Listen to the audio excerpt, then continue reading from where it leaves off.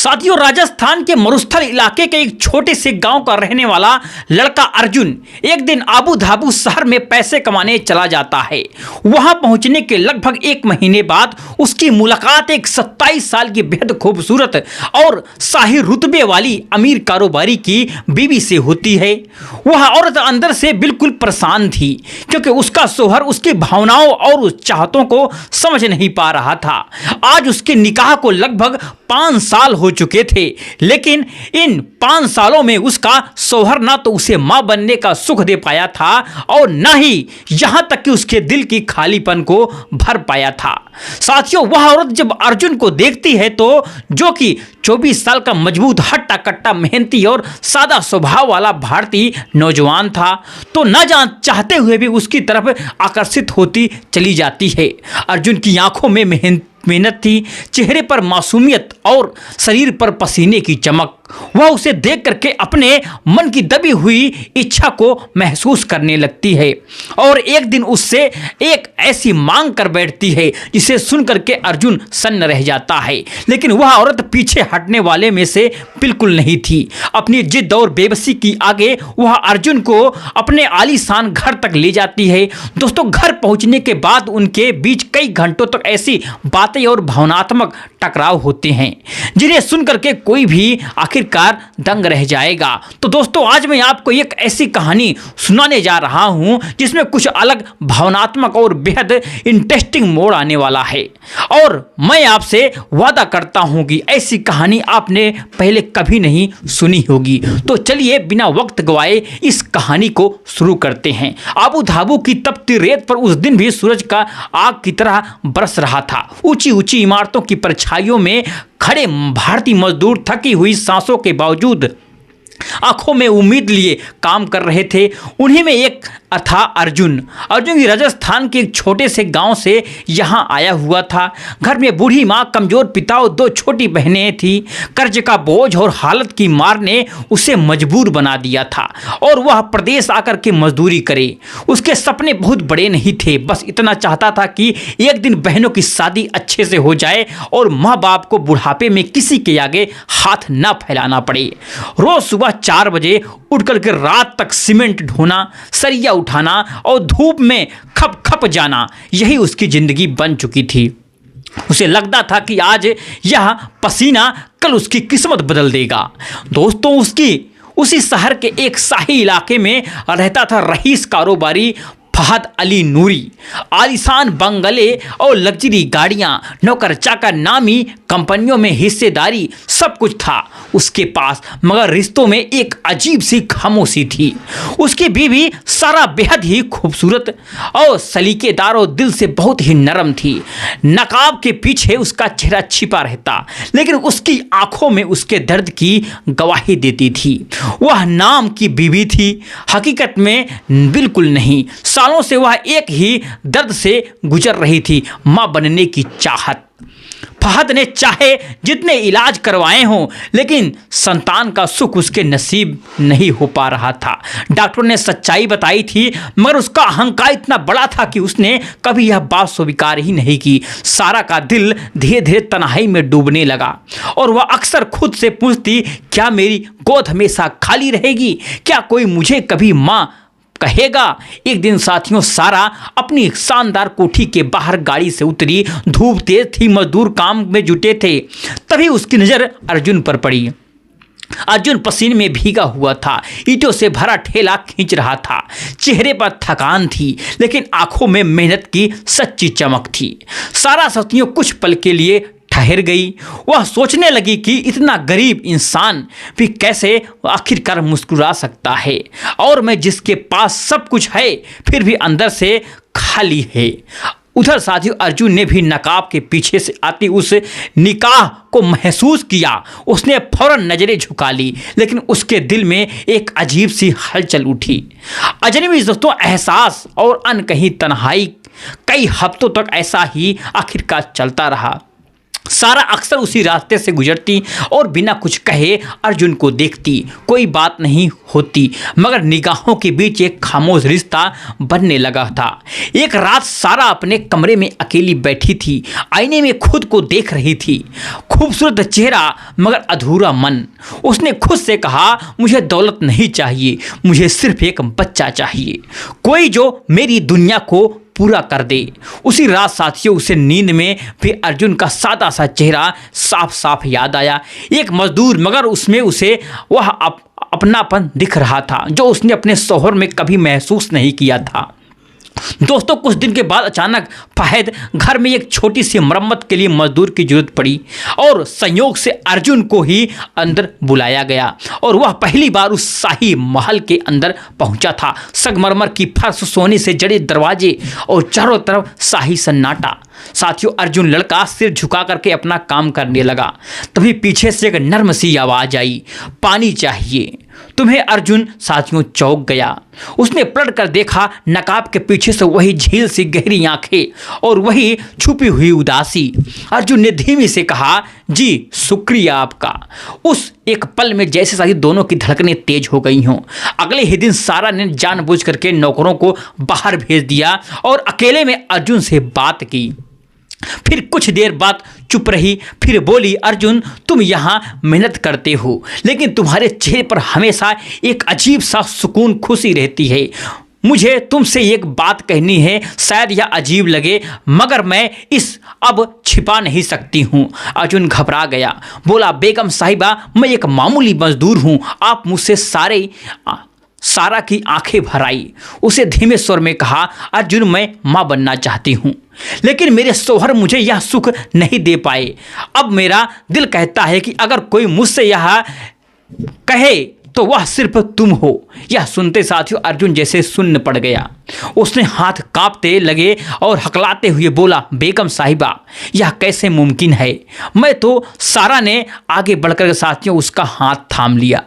उसको स्पर्श में दर्द भी था और एक गहरी चाहत भी थी। मुझे दौलत, महल, शोहरत कुछ नहीं चाहिए, मुझे सिर्फ एक बच्चा चाहिए और तुम्हारी सादगी, तुम्हारी सच्चाई मुझे तुम पर भरोसा दिलाती है। और उस पल साथियों अर्जुन के भीतर जैसी तूफान मच गया। एक तरफ डर, अगर फहद शेख को भनक पड़ गई तो अंजाम खतरनाक होगा। दूसरी तरफ सारा की आंखों में उमड़ती तन्हाई, उसकी माँ बनने की तड़प। अर्जुन ने आंखें बंद की, गहरी सांस ली और बोला, अगर मेरी किस्मत में आपकी मदद लिखी होगी तो मैं पीछे बिल्कुल नहीं हटूंगा, चाहे जो हो जाए। सारा की आंखों में बरसों बाद चमक दोस्तों लौट आई थी। उसके होठों पर एक हल्की सी मुस्कान थी जो जैसे कहीं खो गई हो और अब वापस मिली। फिर उस रात से उनकी तन्हाई का सिलसिला बदलने लगा। धीरे धीरे उनके बीच सिर्फ नज़दीकियां नहीं बल्कि दिल का रिश्ता भी गहराता चला गया। रोज मुलाकातें, रोज नए एहसास और सारा के मन में एक उम्मीद पनपने लगी। साथियों अर्जुन अब उस आलीशान महल में अजनबी बिल्कुल नहीं रहा था। दिन भर ईंट पत्थर ढोने वाला मजदूर दोस्तों अब उस महल की सबसे गुप्त कहानी का यहां तक कि यह खतरनाक हिस्सा बन चुका था। सारा का दिल अब उसके बिना अधूरा रहने लगा था। जब भी शेख कारोबार के सिलसिले से बाहर जाता पूरा महल उनकी खामोश मुलाकातों का गवाह बन जाता। दिन में निकाहें, रात में वाहें, धीरे धीरे दोनों की दुनिया एक दूसरे में घुलने लगी। एक शाम सारा खिड़की से बाहर देखती हुई बोली, अर्जुन जब मैं तुम्हारे साथ होती हूँ तब मुझे लगता है कि मैं सच में जिंदा हूँ, वरना यह महल, यह दौलत मेरे लिए कब्र जैसा था। अर्जुन ने उसकी आंखों में गहराई देखा। बेगम साहिबा मैं तो बस एक मजदूर हूँ, लेकिन अगर मेरी मौजूदगी आपको जिंदा महसूस करती है तो मेरा जीवन सफल हो जाता है। सारा ने साथियों मुस्कुरा करके उसका चेहरा अपनी हथेलियों पर थाम लिया। तुम मजदूर बिल्कुल नहीं हो, मेरी जिंदगी का सबसे बड़ा सहारा बन गए हो। मैं चाहती हूँ कि तुम्हारे हिस्से की एक जिंदगी मेरी गोद में आखिरकार आए। इन शब्दों ने साथियों अर्जुन का दिल पिघल दिया और उस रात जब पूरा महल खामोशी में डूबा हुआ था, दोनों ने अपनी तन्हाई को पूरी तरह से आखिरकार मिटा दिया। चांदनी सी नहाई उस रात में अर्जुन ने पहली बार महसूस किया कि जब चाहत और अपनापन एक हो जाते हैं तो दुनिया की सारी दीवारें गिर जाती हैं। सारा ने उसे कस करके गले लगाया जैसे बरसों की प्यास बुझा रही हो।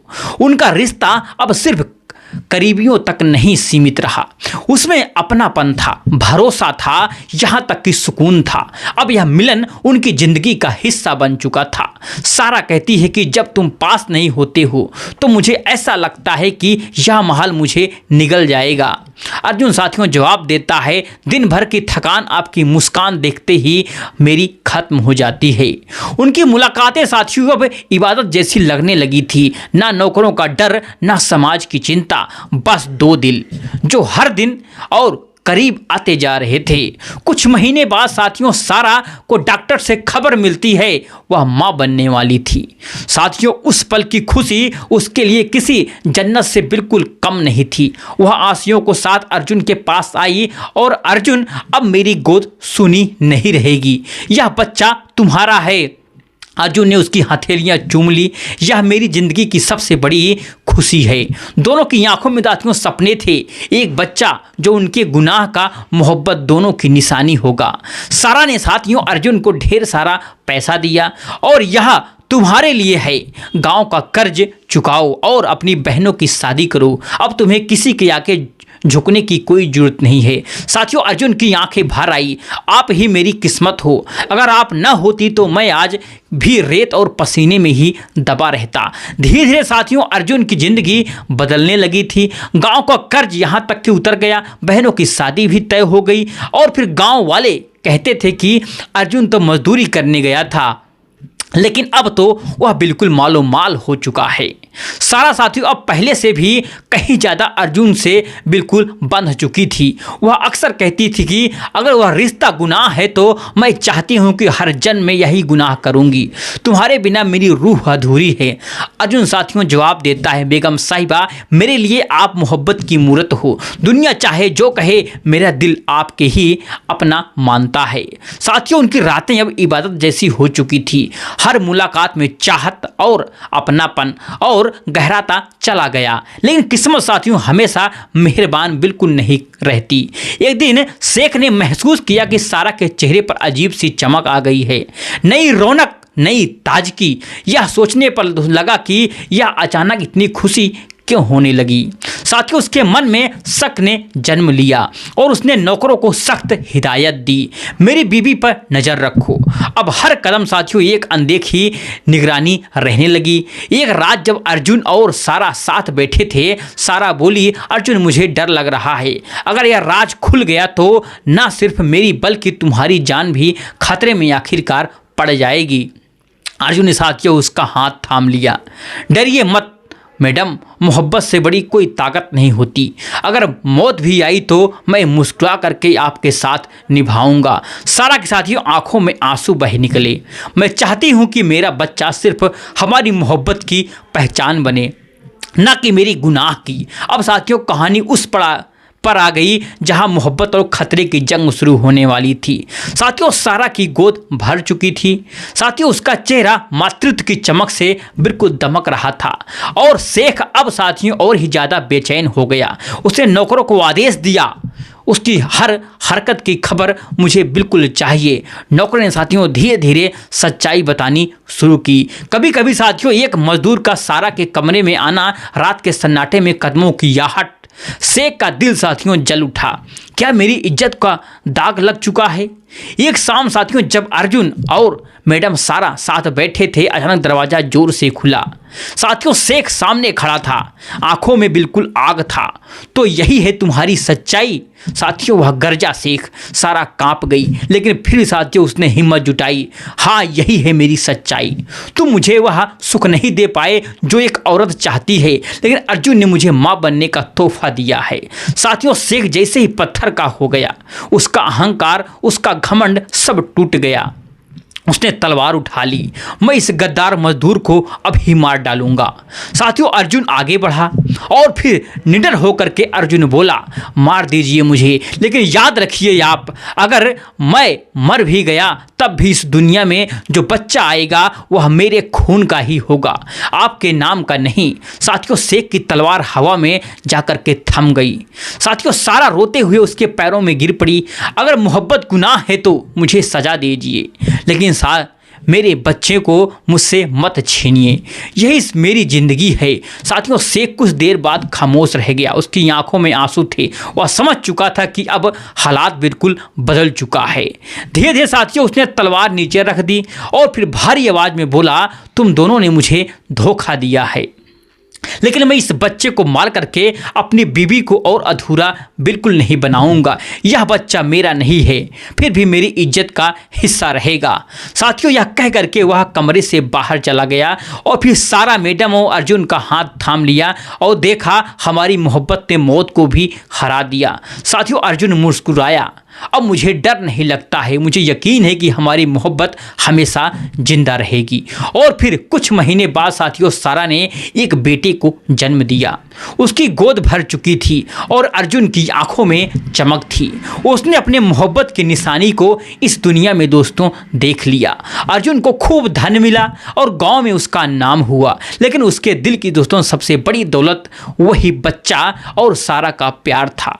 सारा साथियों महल में रहते हुए भी अर्जुन की यादों को दिल में बसाई रही।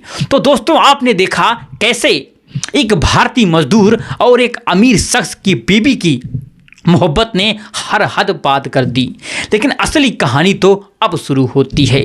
साथियों, आने वाले वक्त में जब यह मासूम बच्चा बड़ा होगा, क्या वह जान पाएगा कि उसका असली पिता आखिरकार कौन है? क्या शेख उसे अपनी इज्जत का वारिस आखिरकार मान करके चुप रहेगा या एक दिन बदले की आग में सब कुछ जला देगा? और साथियों सबसे बड़ा सवाल, क्या अर्जुन और सारा की यह मोहब्बत हमेशा एक राज बन करके जिंदा रहेगी या किसी दिन यह राज सब कुछ आखिरकार तबाह कर देगा? अगर आप इस सच्चाई को जानना चाहते हो तो कमेंट में लिखिए, अगला पार्ट में जरूर लाऊंगा। चलिए मिलते हैं नेक्स्ट वीडियो में एक नई घटना और नई कहानी के साथ। तब तक के लिए जय हिंद, जय भारत, जय हिंदुस्तान।